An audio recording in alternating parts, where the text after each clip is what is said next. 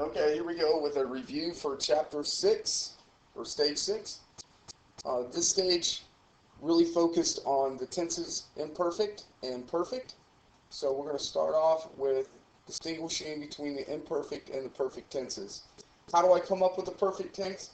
Well, the first thing that I'm going to do is I'm going to look at the infinitive of a word. You see right here I have pulsare. That's the infinitive of pulso. So what I want to do to start is I want to find the base or the stem of the word. I do that by taking off that ARE. That leaves me with PULS. If I take that down for the first conjugation, we use ABA. Sorry. The first conjugation, we're going to use the ABA. And then after that, I'm going to use my personal endings. These guys over here are my personal endings. So I'm going to start off with the N. That makes it first person. Translation would be I was hitting. Again, I'm going to use the base or the stem pulse. First conjugation, so I'm using ABA. And then my personal ending, S, so I get you were hitting.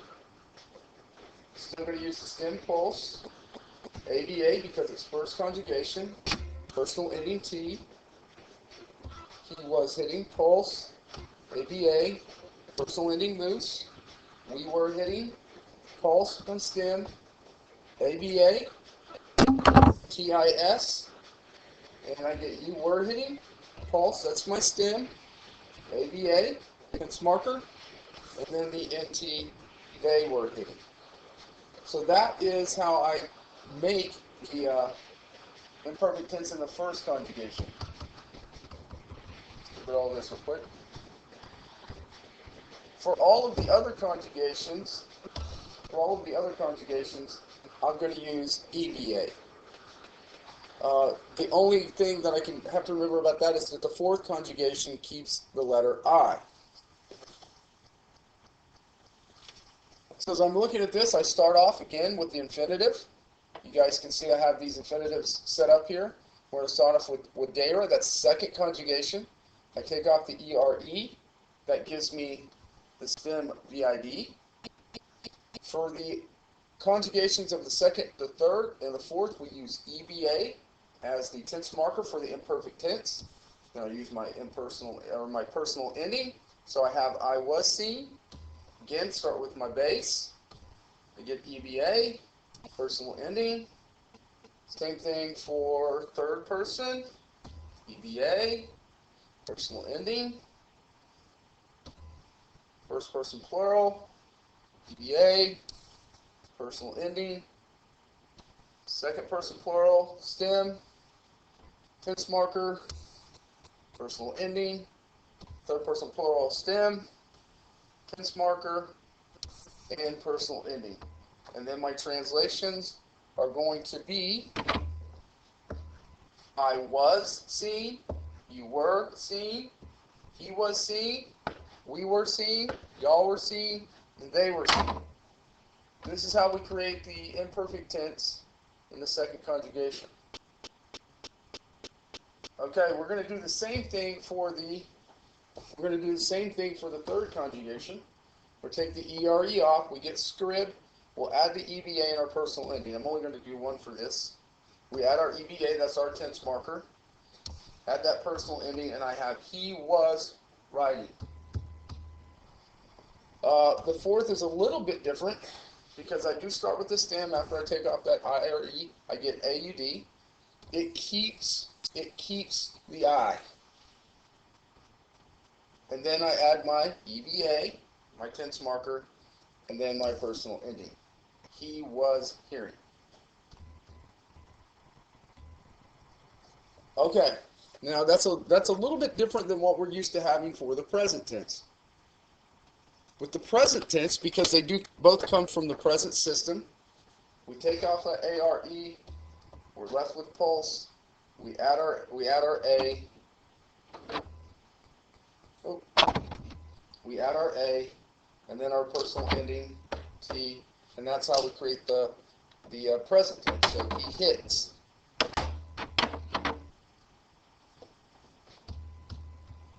We do the same thing with these other guys. VID. We add our E. We add a personal ending. He is seen. Start with scribro. We have scrib. We add an I because we get 4 I's and a U. We have a T. He is writing. And if that were third person and plural, we would use the NT, but remember, third person and plural, we get 4 I's and a U. Okay, same thing here. I have AU, D. I add the I, add my personal ending. He is hearing. If it's third person and plural, we're going to have all I's and a U, so the I stays. We add a U and get NT. They are hearing. So that's the present and the imperfect. We also have to deal with different ways of translating the imperfect. The basic way is to use our was or our were. He was hitting. This is our solve-off. I can see the tense marker ABA. That ABA is going to be translated as was. This right here means to hit, and this is the third person. So third person is he. The ABA makes it was, and the pulse is hit. So my translation, he was hitting. The other ways, or their alternative ways, are to anything that you can do to continue action in the past is going to be imperfect tense. So he kept hitting, he began to hit. We can also use to hit, which is our simple past translation in English. We're going to use that he hit whenever the continuation of action is implied by the context. So he hit the ball for 3 days. That means that he's continuously hitting it over 3 days, so we can translate it as he hit.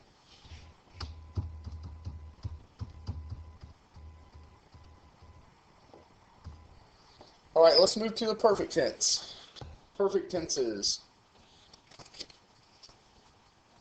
Unlike the present and the imperfect, the perfect does not belong to the present system. So it's not going to use scribera, which is the present stem. Instead, it's going to use that third principal part right here. It's going to use scripsy. So what I'm going to start off with is I'm going to start off by taking away the I, and that gives me the perfect stem scripts. So that's my first person singular, and I'm going to use it for all. I'm going to use it for all of my persons, both singular and plural. So this is the perfect stem. Now I have to add my personal endings. They are E is the it, imus istis, and a runt. So I have I wrote, you wrote, he wrote, we wrote, y'all wrote, and they wrote. The tricky one here, you have the I. That's a little tricky because we haven't used an I for first person. The isti, that's a little tricky because we haven't used an ISTI, obviously. And the errant is a little tricky. Istis, I guess, as well. So you have to memorize. You have to memorize those personal endings for the perfect tense, the E is the it and imus istis and a runt. We don't use these personal endings for any other tense other than the perfect tense. So I would not use it ever again. I'm just going to use it for the perfect tense. Translations. I have scripsy, he wrote. I could also translate it as he did write. Scripts errant, they wrote. I could also translate that as they did write. We have some imperfect and perfect tenses. This is a little different than what I went over in class. Some of the things that you have to be aware of is to know the difference between a helping verb and a linking verb. In English, a linking verb like is connects two nominatives. He and boy are both nominatives. He is a subject and boy is a predicate noun. Was also connects he with boy. There's no action going on. It's just a linking verb. However, we can use is. We can use is with a verb. And we do that to create tense. And when we use an is or was to create a tense, we call that a helping verb. It is no longer linking two nominatives. It's not linking anything. Is walking is creating a tense, present tense. Present progressive in English is what we would call it. We have here, we have was. Just like we had was up here, two nominatives connected. Here, not connecting anything. It's just changing the tense of walking to the imperfect tense. In English, we would call that past progressive. Here we have the word did. Again, helping verb because it helps dictate the tense of walk. So, linking verbs link two nominatives, while helping verb changes the tense. And later on, it will change other factors as well. Identifying the tense change in Latin, that's fairly important. We see here, intrat, present tense. You need to recognize that intrabat is a different word. That BA signifies that it's being used as the imperfect tense. And then you have intrawit, again, a different word, and that comes from the third principal part, intro, intrare. Those are the two present words. We have that line, remember? And then we have the third principal part, intrawi. You can see that intrawi is right there. Perfect stem being used, going to be part of the perfect system, so we have perfect tense. We also changed tenses in this chapter with soon. We have est here, that's present tense. The ERA signifies the imperfect tense in a soon conjunction, or a soon conjugation. So we have imperfect tense. Translate these real quick, and hit pause, translate them, and then I'll give you the answers. Letter A says that the girl enters the house. Letter B, the girl was entering the house. Letter C, the girl entered the house. Letter D, the girl is a slave. And letter E, the girl was a slave. Let's see how we did.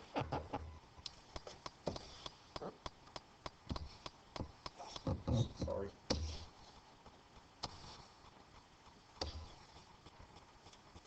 And then the last one.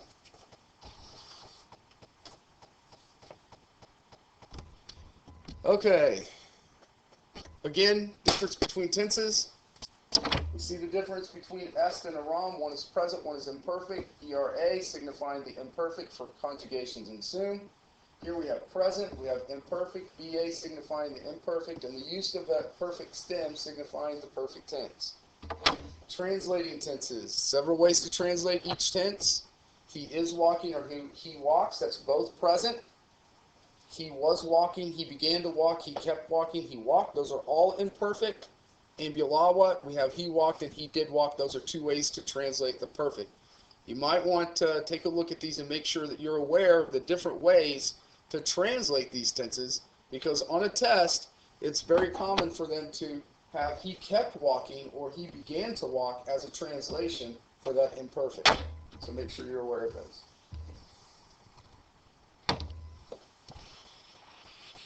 Okay, finally I have the difference whenever we use best. ST is not normal. We normally just use the T as the third person singular. So that should tell you, hey, wait, something's a little bit different, and it's because it's part of that soon conjugation. So if it's ob as a base of our word, and I use soon conjugation, I have soon, I have ace, and I have est. And that's the word that I'm looking at right now. The reason that that is important is because to change that to the imperfect tense, I am not going to use BA, I'm going to use ERA. So ERA and BA both signify the imperfect tense. The difference between the translations, best is he is absent, Berat is going to be he was absent. Down here I have practice for you. I want you to hit pause, go through all of these words and translate them. And we'll see if you guys can get the right translations.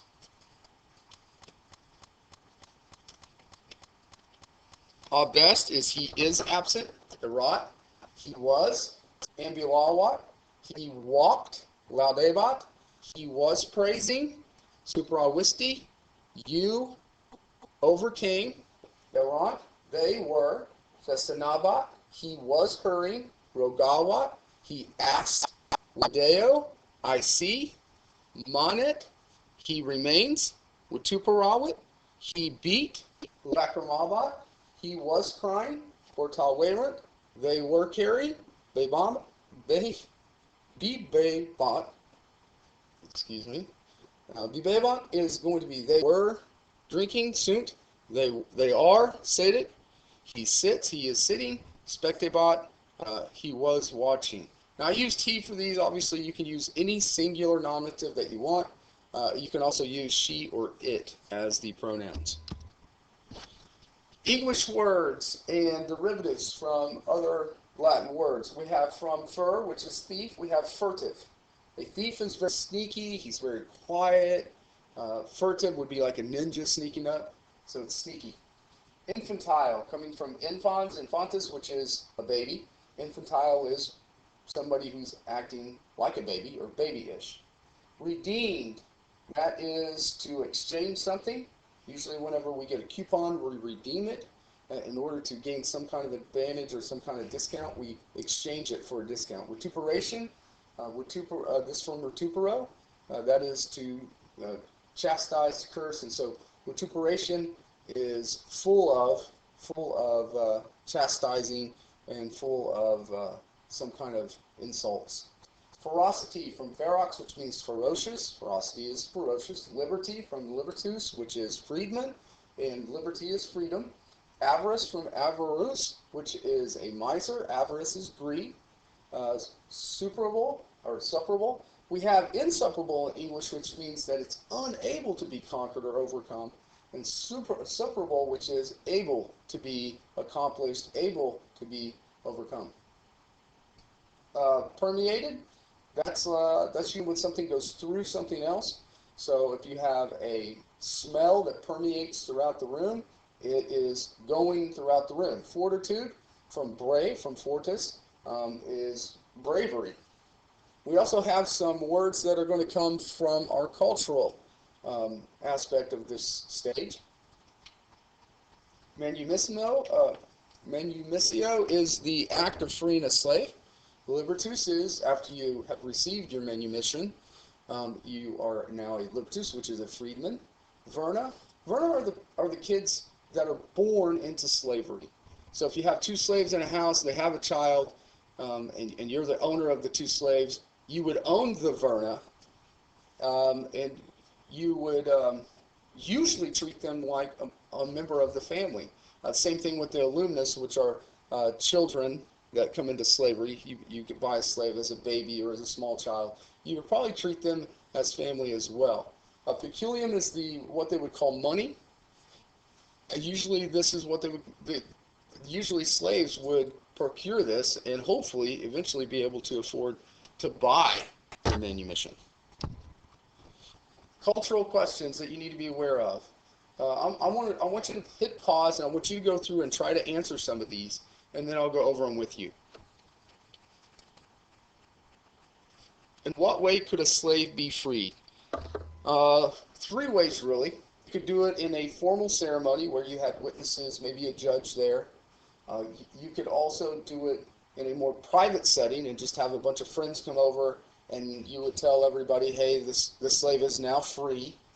That's a less formal ceremony, but pretty much the same thing. A much simpler way would be simply to invite them to dine with you in a formal setting. Why would a slave be freed? Several reasons. You could be freed for something that you did, some great act, saving your master or something like that. Years of service. If you were a good slave over a period of years, you could do that. You could also buy your freedom. How were freedmen attached to their former slaves? Pretty much in every way that you can think of. The slave would be the client of the former master. The master would be the patron. You would take the name of your master, usually the first 2 names of your master, and then you would keep your slave name. So if you had a master whose name was Claudius Maximus and your name was Felix, you would become Claudius Maximus Felix. What rights did slaves have under Roman law? They didn't have any rights. They were protected by one right, or one law that said that you couldn't kill them without due cause, but you didn't have any rights. There were no laws for slaves. That protection was really a law against the masters, not a right for the slaves. And besides that, it was rarely rarely used. If you killed a slave, you could be something like, oh, he didn't trim his fingernails. How were slaves viewed by their masters? They were simply property. Yes, in some cases they were treated like family. In some cases they were treated very, very well. But under Roman law, they were property. You could do pretty much whatever you wanted to. How could one become a slave? Several ways to become a slave. You could be sold into slavery. You could also, usually, a lot of these slaves were prisoners of war. As Rome would go through conquering villages and conquering lands, they would usually capture the women, the children, and they would sell them into slavery. Regulations for freeing a slave. Well, manumission became so common in ancient Rome. Lots of slaves were being freed, so much so that they did put a regulation on the age limit. You had to be 30 years old to be freed as a slave. Also, if you were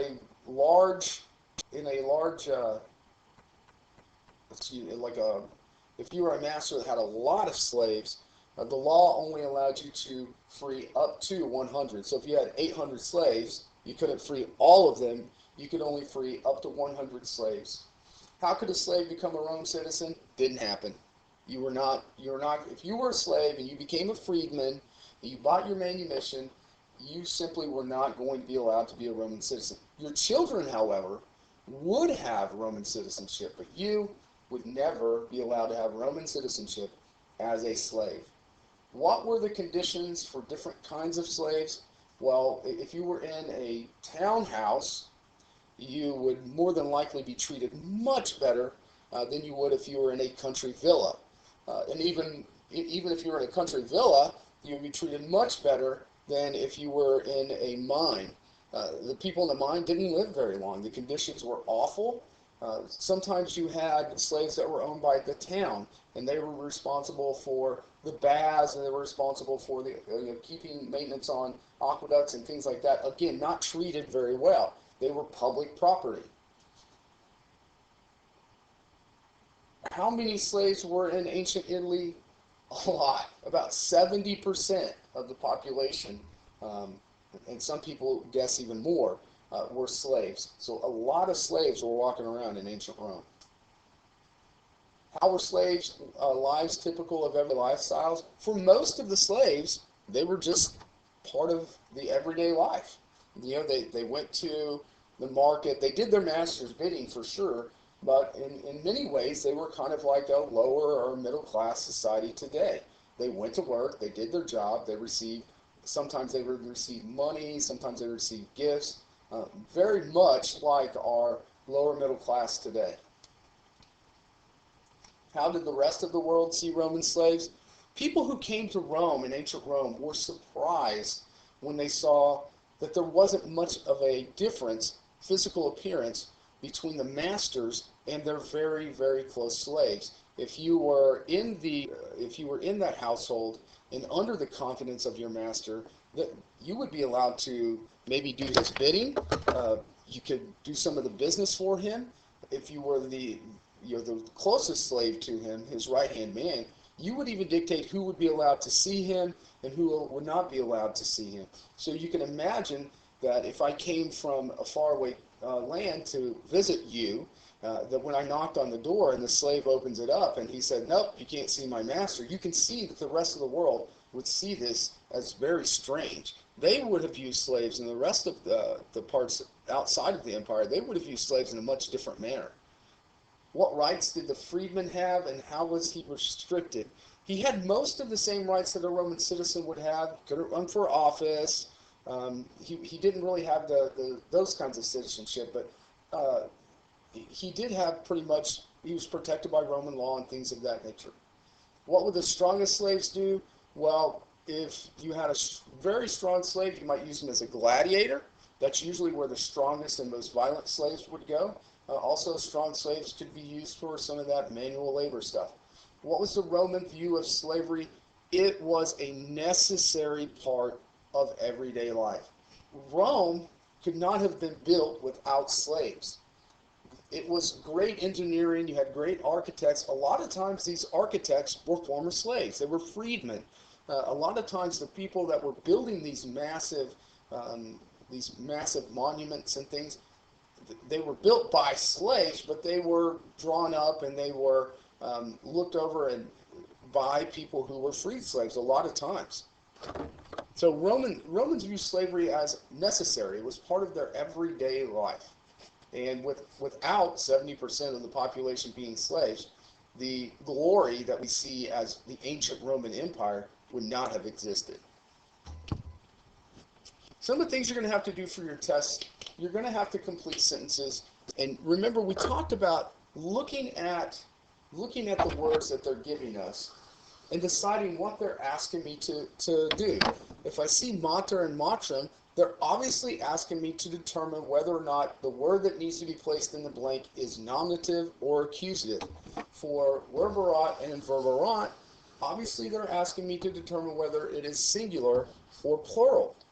And for invitas, invitat, and invito, we are looking to see if it is second, third, or first person. So make sure that if you're going through these tests and you're looking for answers to fill in the blanks, that you're asking yourself, okay, I have to fill in the blank. I'm going to look at these answers and decide what are they asking me to do.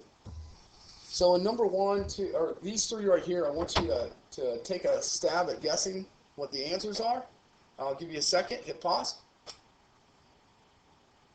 Okay, in the first example, they're asking me, is it nominative or is it accusative? And as I read, I'm going to try to translate this sentence without the answer. Blank, I have an accusative. Hit the thief. So if somebody's doing the action, I need the nominative. So the mother is hitting the thief. Okay, the next one here, I look at these two, and it's asking me, is it singular third person or is it plural third person? The only thing I need to do here is find the subject. EM is accusative, not the subject. I is the subject. I is plural and nominative. So I'm going to choose the third person plural because I have a plural nominative noun. And the last one, it's asking me to determine what person it is. So once again, I'm going to find the nominative or find the pronoun that tells me what person I'm dealing with. In this case, I'm looking for ego, I'm looking for to, or I'm looking for some sort of nominative. I have to. To tells me that I belong to the second person, so invitas is my answer.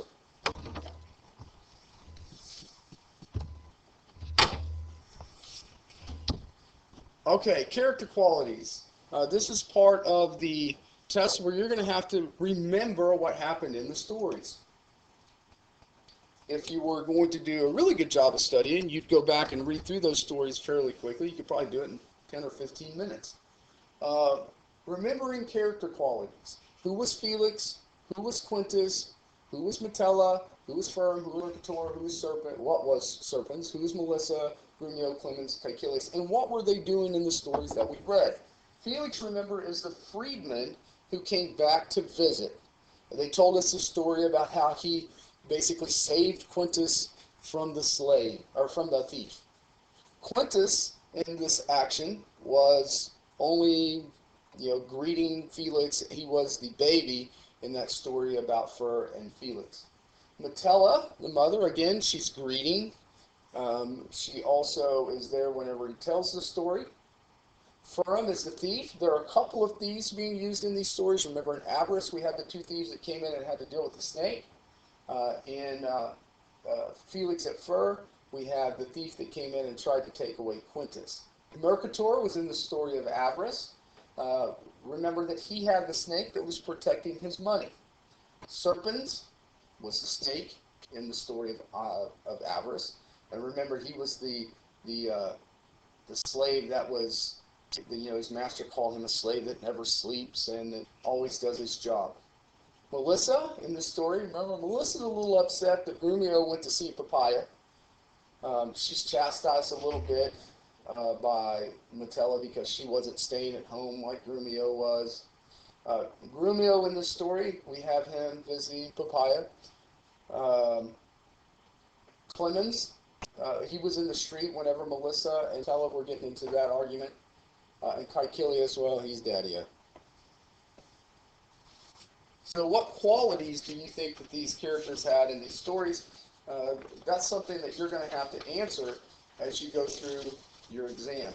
Are there any of these that are farmers? Are there any of these that are, greedy?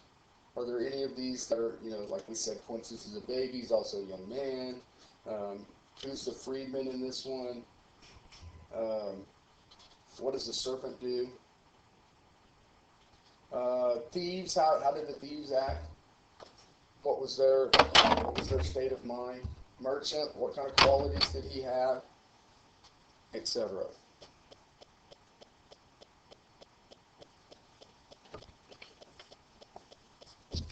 That is it for our Stage 6 review.